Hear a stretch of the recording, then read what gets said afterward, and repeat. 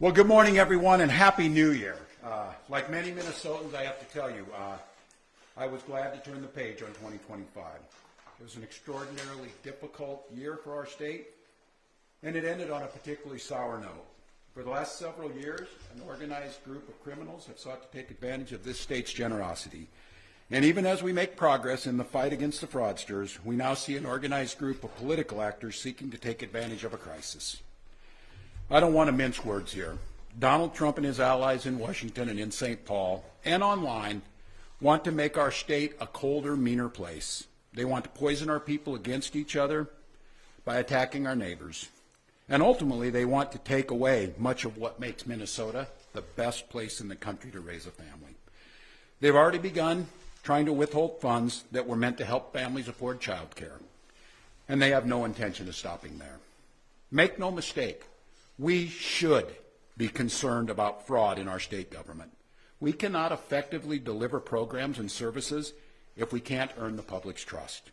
That's why over the past few years, we've made systemic changes in the way we do business. We've gone to the legislature time and time again to get more tools to combat fraud. We've fired people who weren't doing their jobs. We've seen people go to jail for stealing from our state. We've cut off whole streams of funding in partnership with the federal government, where we saw widespread criminal activity. We put new locks on the doors of our remaining programs, and we've hired a new head of program integrity to make sure that those locks can't be broken. All across this state, Minnesotans are hard at work on this problem. Advocates, administrators, investigators are on the front lines defending the integrity of our state's programs, and I want to give a very heartfelt thank you to all of them. There is more to do. A single taxpayer dollar wasted on fraud should be intolerable. And while there's a role to play for everyone, from the legislature to prosecutors to insurance companies to local and county government, the buck does stop with me. My administration has been taking fast, decisive action to solve this crisis. We'll win the fight against the fraudsters. But the political gamesmanship we're seeing from Republicans is only making that fight harder. We've got Republicans here in the state legislature playing hide and seek with potential whistleblowers. We've got conspiracy theorist right-wing YouTubers breaking into our daycares, demanding access to our children. We've got the President of the United States demonizing our Somali neighbors and wrongfully confiscating funds that Minnesotans rely on. It's disgusting and it's dangerous. Republicans are playing politics with the future of this state. It's shameful. And I've said it before, and I will continue to say it. We welcome ideas from anyone, in any party, from any walk of life, who wants to help us continue to stay ahead of these criminals. And we welcome the involvement of the federal government.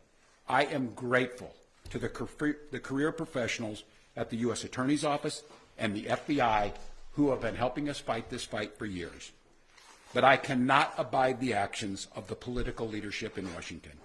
These opportunists are willing to hurt our people to score cheap points.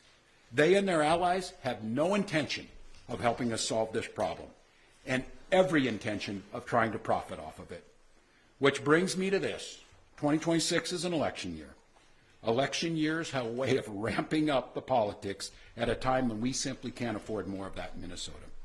In September, I announced that I would seek a historic third term as Minnesota's governor, and I have every confidence that if I gave it my all, we would win the race. But as I reflect on this moment with my family and my team over the holidays, I came to the conclusion that I can't give a political campaign my all. Every minute that I spend defending my own political interest would be a minute I can't spend defending the people of Minnesota against the criminals who prey on our generosity and the cynics who want to prey on our differences. So I've decided to step out of this race, and I'll let others worry about the election while I focus on the work that's in front of me for the next year. I'm passing on this race with zero sadness and zero regret. I did not run for this job to have the job. I ran for the job to do the job. Minnesota faces enormous challenges this year, and I refuse to spend a single minute doing anything other than rising to meet this moment. Minnesota has always come first and always will. That's what I believe servant leadership demands of me. As an optimist, I'll hold out some hope that my friends on the other side of the aisle will consider what servant leadership demands of them in the moment. We can work together to combat against the criminals. We can work together to rebuild the public's trust and make our state stronger. But make no mistake about it, if Republicans continue down the path of abusing power, smearing entire communities, and running their own fraudulent game at the expense of Minnesotans, I will fight back with everything that I have.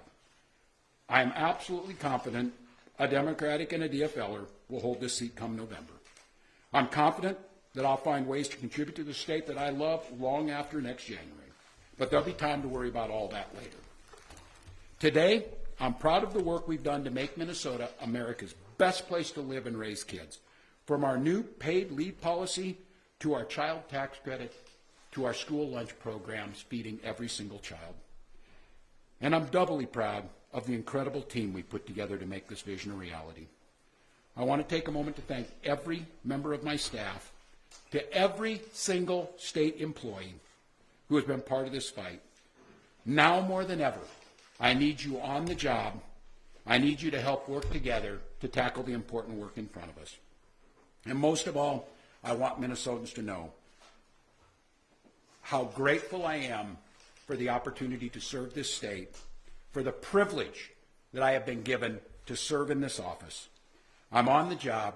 I'm focused on making sure that we stay America's best place to live and raise kids. No one will take that away from us. I'm proud of the way we treat our neighbors. I'm proud of the way that we welcome people to this state. I'm proud of the way that we innovate. And I'm proud of the way that we are optimists for the future.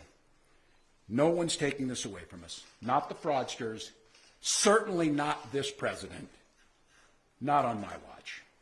Tomorrow, I'll be back with you. I'll give you an update on America's best paid family medical leave program that is now a week into it. And at that time, I'll take all your questions. Thank you all.